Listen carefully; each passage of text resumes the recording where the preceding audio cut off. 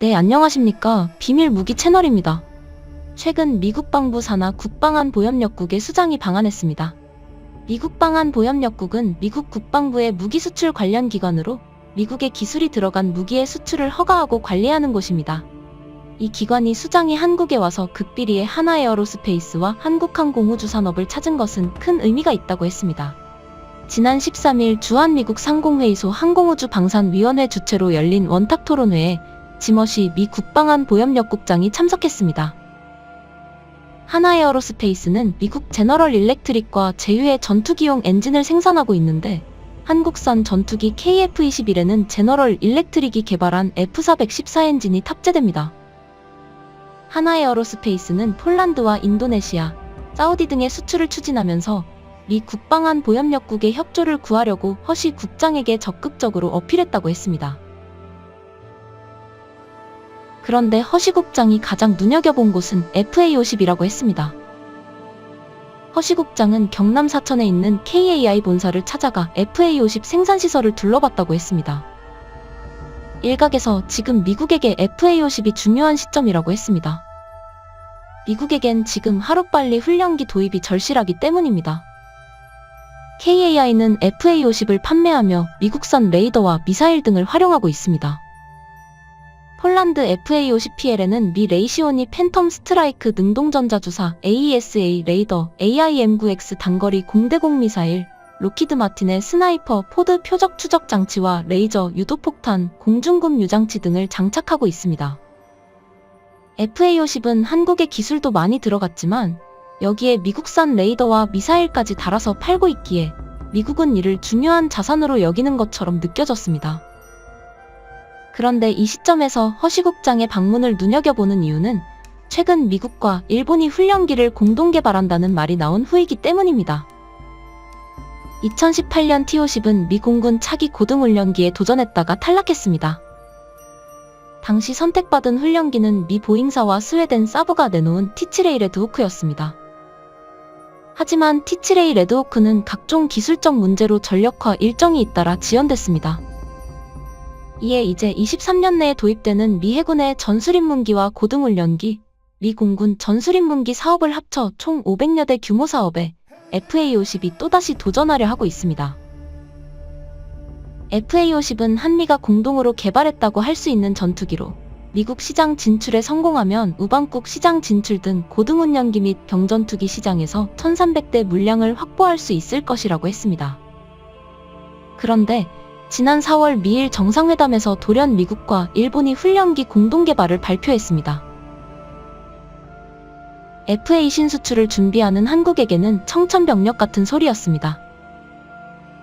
일본의 T사 훈련기는 1988년부터 실전 배치된 훈련기로 총 212대가 생산됐는데 현재 기체가 심하게 노후돼 전투기 조종사 훈련에 큰 어려움을 겪고 있는 것으로 알려졌습니다.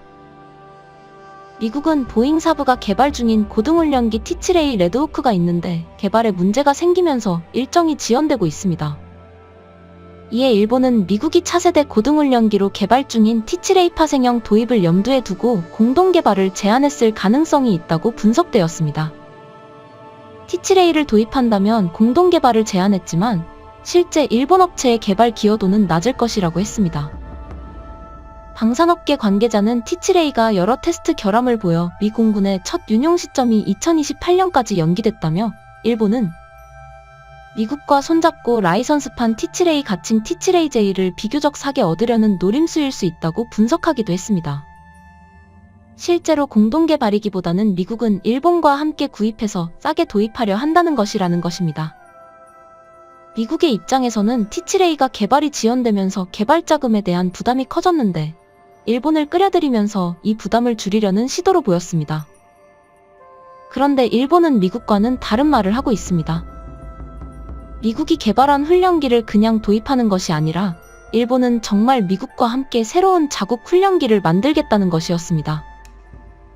일본에서는 공동 개발을 말하면서 개조 자유도 혹은 항공기 요구 성능이라든지 일본 주도로 포함시켜 간다든지 그런 것이 가능한 범위에서 국제 공동 개발을 추구할 것이라고 말했습니다. 일본은 위험 분담 차원에서 함께 개발할 뿐 주도권은 자신들이 쥐겠다며 사실상 독자형 모델을 만들겠다고 말한 것입니다. 일부 전문가는 미 해군은 항공모함에서 쓸 수 있는 차기 함재용 훈련기를 원하고 있는데 일본은 해군용 훈련기가 아니어서 양국 이해관계가 일치되지 않는다고 했습니다. 일각에서는 과거 미국과 일본의 차세대 전투기 개발 프로그램이 좌초되었던 것처럼 이번 훈련기 개발도 무산될 가능성이 높다고 보고 있습니다. 일본은 당초 미국 방산기업 로키드 마틴과 함께 미쓰비시 중공업이 차세대 전투기를 함께 만들려고 했습니다. 일본은 북한의 핵미사일 도발, 중국의 대만 침공 가능성, 러시아의 위협 등으로 6세대 전투기를 개발하려 했지만 최첨단 기술은 공유하지 않는다는 미국 측 방침에 따라 좌절되었습니다. 로키드 마틴은 일본이 F-22, F-35 제작 기술을 사용하는 것에 반대했습니다. 일본은 중요한 핵심 기술을 로키드 마틴에게서 가져오려다가 무산된 것입니다. 한국도 KF-22를 개발하면서 핵심 4대 기술을 전수받지 못했는데 우리는 우리 힘으로 이 기술을 개발한 바 있습니다. 결국 일본은 기술 공유가 가능한 영국과 협력할 수밖에 없었고 결국 영국, 이탈리아와 함께 6세대 전투기 개발에 나선 것입니다. 현재 미국은 T-7A가 개발의 난항을 겪으며 예정된 기간보다 수년 늦어졌기에 훈련 기간 빨리 필요한 상황입니다. 그러기에 일본이 원하는 방식으로 새로운 훈련기 개발에 시간을 쓸 여력이 없을 것이라고 했습니다. 이에 이미 검증된 훈련기 T-50, FA-50을 도입하는 것이 가장 안전하고 탁월한 선택이 될 것이라고 보고 있습니다.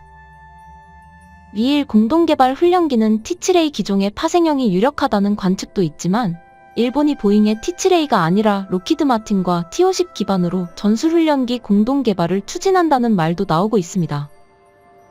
일본이 문제 많은 보잉의 T-7A보다 로키드 마틴의 T-50을 선택할 가능성 높다는 것입니다.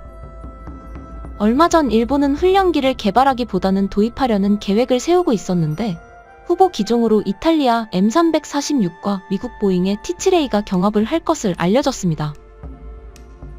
하지만 KAI의 T-50을 참여시키려는 방위성 움직임이 있다는 것이 포착되기도 했습니다.